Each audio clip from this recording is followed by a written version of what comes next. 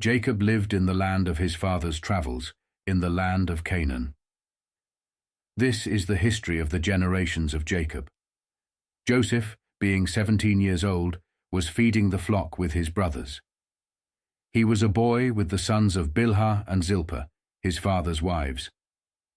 Joseph brought an evil report of them to their father. Now Israel loved Joseph more than all his children, because he was the son of his old age, and he made him a tunic of many colors. His brothers saw that their father loved him more than all his brothers, and they hated him, and couldn't speak peaceably to him. Joseph dreamed a dream, and he told it to his brothers, and they hated him all the more. He said to them, "Please hear this dream which I have dreamed.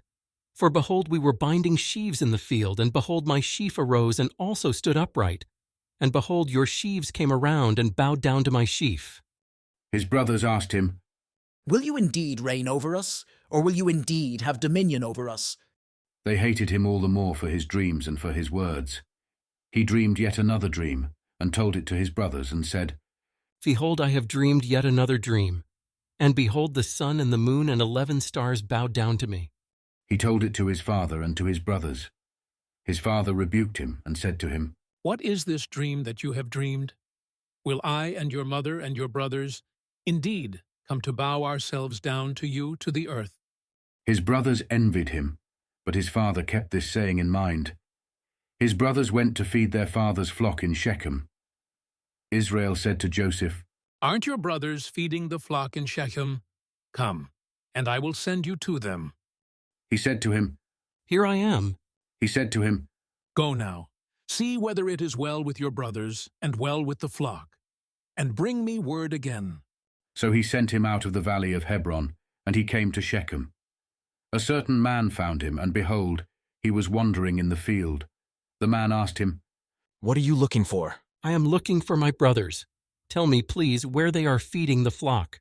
The man said, "They have left here, for I heard them say, 'Let's go to Dothan.'" Joseph went after his brothers, and found them in Dothan. They saw him afar off, and before he came near to them, they conspired against him to kill him. They said to one another, "Behold, this dreamer comes. Come now, therefore, and let's kill him and cast him into one of the pits, and we will say, 'An evil animal has devoured him.' We will see what will become of his dreams." Reuben heard it, and delivered him out of their hand, and said, "Let's not take his life. Reuben said to them, Shed no blood. Throw him into this pit that is in the wilderness, but lay no hand on him." that he might deliver him out of their hand, to restore him to his father. When Joseph came to his brothers, they stripped Joseph of his tunic, the tunic of many colors that was on him, and they took him and threw him into the pit. The pit was empty. There was no water in it.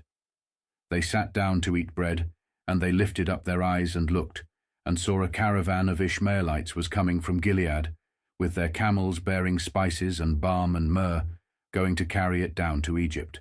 Judah said to his brothers, "What profit is it if we kill our brother and conceal his blood? Come, and let's sell him to the Ishmaelites, and not let our hand be on him, for he is our brother, our flesh."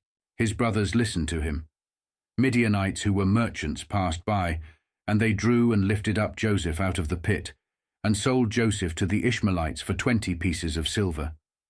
They brought Joseph into Egypt. Reuben returned to the pit, and saw that Joseph wasn't in the pit, and he tore his clothes. He returned to his brothers and said, "The child is no more, and where will I go?" They took Joseph's tunic and killed a male goat and dipped the tunic in the blood.